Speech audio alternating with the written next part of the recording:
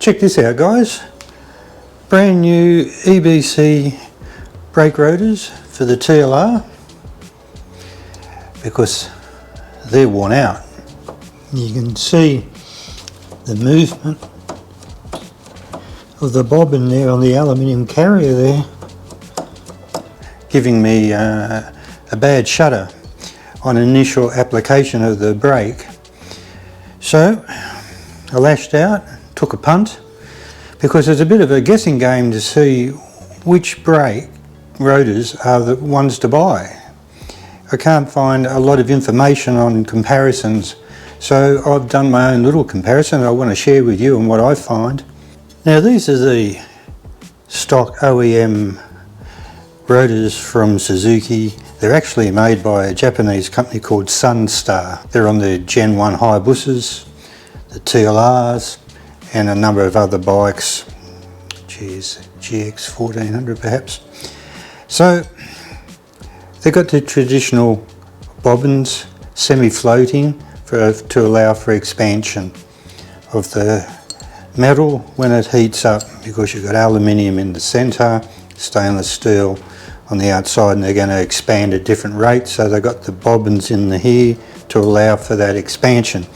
But I found that the standard bobbins from this type, they elongate wear either on the bobbin, the stainless steel bobbin itself, or the hole for the stainless, or I suspect the aluminium, because it's softer than the stainless. So you get this elongation, even though they're free and they're moving the way they're supposed to, they're actually sort of going around in a sort of an egg shape in an elongated rotation. So I went for these EBC because they claim that they are shutter proof, because they have a square drive system in the bobbins. So I thought I'd give that a go.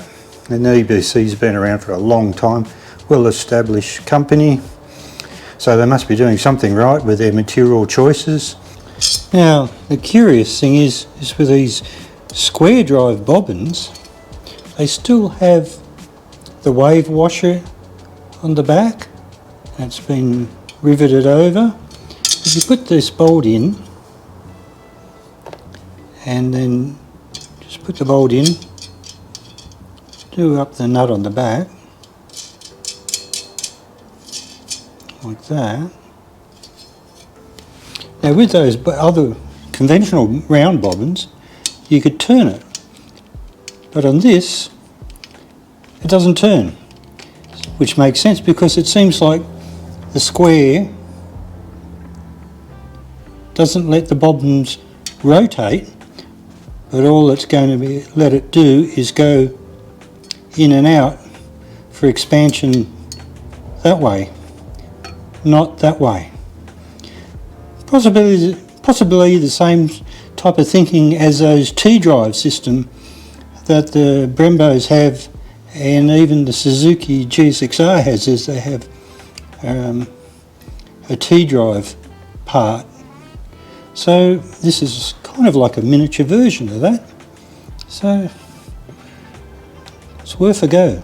So besides the new EBC rotors and the original OEM rotors, I've also got another set, and they're called braking. Now, these have been on my Gen 1 Hayabusa, and they've done a lot of kilometres. They came with the bike when I bought it second hand, and they've done a huge amount of work. And they've actually sort of, I had a brake caliper problem where the brake pads, brake pistons are seized in the caliper, and they got really hot, so I replaced the calipers and I replaced the rotors at the same time, and just put in the OEM back in there to give it a run that way to see what was going on with everything. So these have been brilliant though, and these are the original, I think they're called like a Series 1 or version 1, because they've now got now an updated style in the carrier section, perhaps for more weight reduction. But I've got nothing against these braking rotors. They've been good. They've really push them hard, and even to the point where the pad material, the EBC brake double H pads, have sort of embedded themselves into the surface of the disc, because I just gave it a quick clean up then, and you can see that there's a sort of a layer of brake material on the rotor, whereas not, leave a look at this one here, shiny as, but these are really dark and really torn. Before I weigh them, I also measured the thickness of the disc, because it says on all three brands, they all said minimum thickness of 4.5 millimeters. So I mic'd them up with a 0 to 1 inch mic, and just to make sure that one wasn't like out of spec, 4.3 or something like that. They're all well above the minimum of the 4.5. And at zeros, kgs we're going for, unfortunately, for the US market.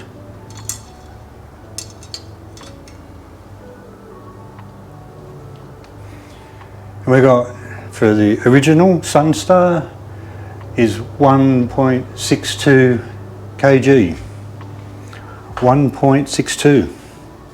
Now, to put the mic down, we've got the braking rotor, same thicknesses, it's all in spec, and they're 320mm rotors, good size, and we're up, okay, we're on 0, and we get 1.48 kg, so that's good, 1.48, lighter than the original, which is a good thing. So these are good. I'd buy the new Series 2 braking rotors for sure, but I'm trying to keep the TLR looking like it was original. Like I don't want to go into some sort of radical looking rotors and fancy Brembo calipers and different forks. So I'm trying to keep it kind of like it was, but better. That's my aim for the TLR. Righto, now the brand spanking new square drive EBC rotor. So the thickness is 4.87, so all within spec. Brand new, 0. Let's have a look.